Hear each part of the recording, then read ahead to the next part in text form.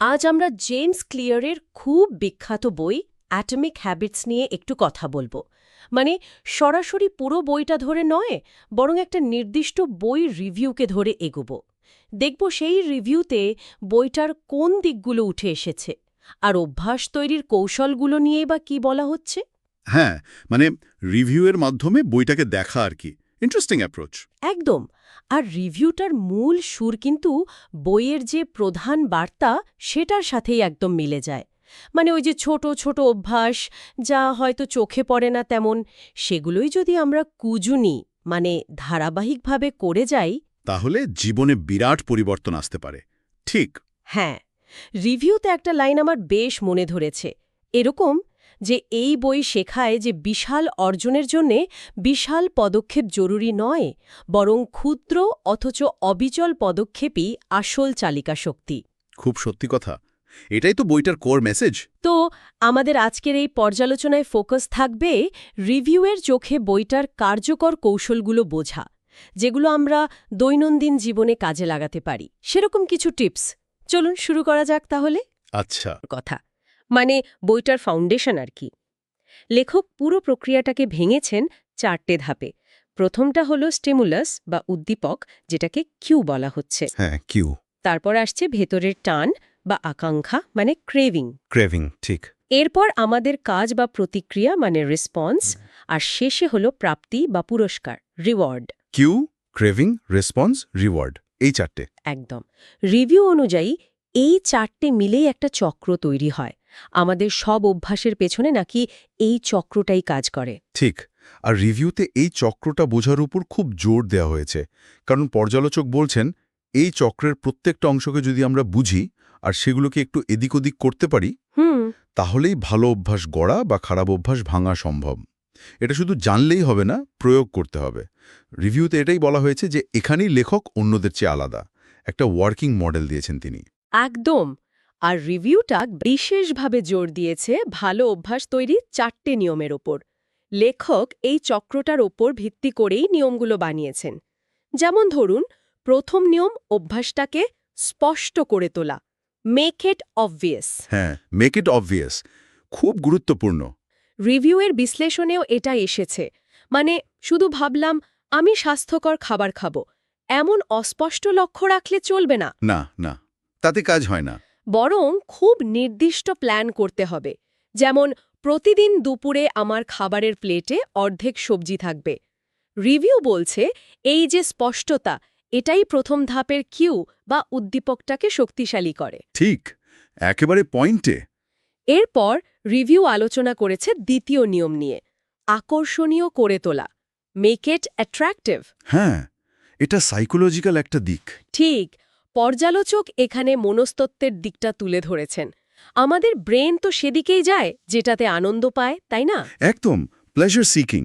তো নতুন অভ্যাসটাকে যদি কোনোভাবে আমাদের পছন্দের কোনো কাজের সাথে জুড়ে দেওয়া যায় বা পুরো ব্যাপারটাকে একটু এনজয়েবল করে তোলা যায়, তাহলে সফল হওয়ার চান্স বাড়ে। রিভিউতে উদাহরণও ছিল বোধহয়। হ্যাঁ, যেমন হয়তো পছন্দের গান শুনতে শুনতে ব্যায়াম করা, মানে ব্যায়ামটাকে একটু আকর্ষণীয় করে তোলা আর কি। ঠিক, মেক সেন্স। আরেকটা নিয়ম যেটা রিভিউতে বেশ গুরুত্ব পেয়েছে, সেটা হলো কাজটিকে সহজ করে তোলা, মেক ইট ইজি। ও হ্যাঁ, এটা খুব প্র্যাকটিক্যাল। এখানে রিভিউটা লেখকের 2 মিনিটের নিয়মের খুব প্রশংসা করেছে। পর্যালোচক বলছেন অনেক সময় বড় বা কঠিন অভ্যাস শুরু করতে গেলেই আমাদের একটা জড়তা কাজ করে। ঠিক, ওই শুরু করাটাই কঠিন মনে হয়।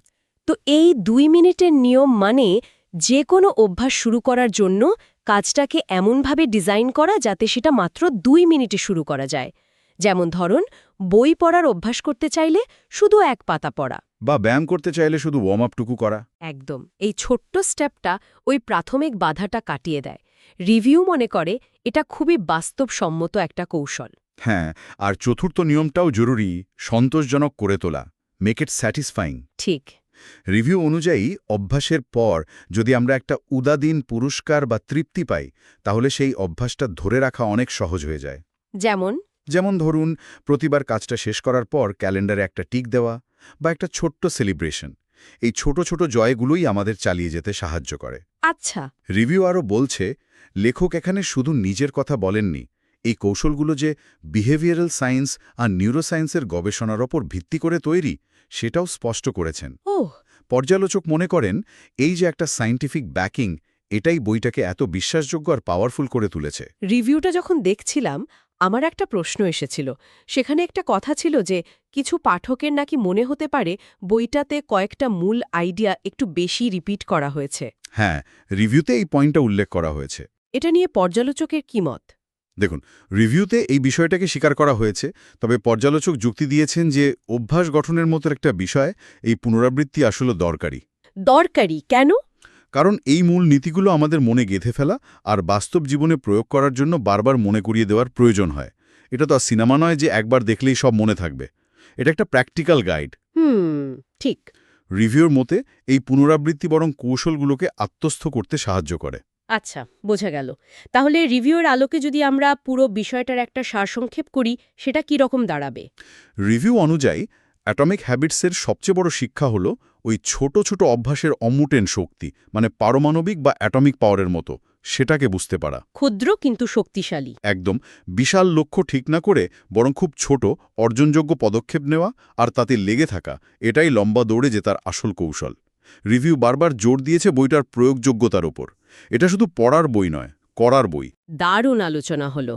রিভিউটার অ্যাঙ্গেল থেকে পুরো বিষয়টা অনেক পরিষ্কার হলো এখন। হ্যাঁ, আলোচনাটা ভালোই হলো। আচ্ছা, এই আলোচনার শেষে আমার মনে একটা প্রশ্ন আসছে, যেটা রিভিউয়ের মূল সুরের সাথেই বেশ মেলে। বলুন। যেহেতু আমরা ক্ষুদ্রতম পদক্ষেপের ওপর এত জোর দেওয়ার কথা শুনলাম, তাহলে এই মুহূর্তে নিজের জীবনে আমরা যে পরিবর্তনটা আনতে চাইছি, সেটার জন্য সবচেয়ে ছোট, সবচেয়ে সহজ কোনো একটা কাজ আমরা বেছে নিতে পারি। এমন কোনো কাজ যা হয়তো এই আলোচনার পর আমাদের প্রথম স্টেপ হতে পারে। এটা নিয়ে একটু ভাবার অবকাশ রইল, তাই না?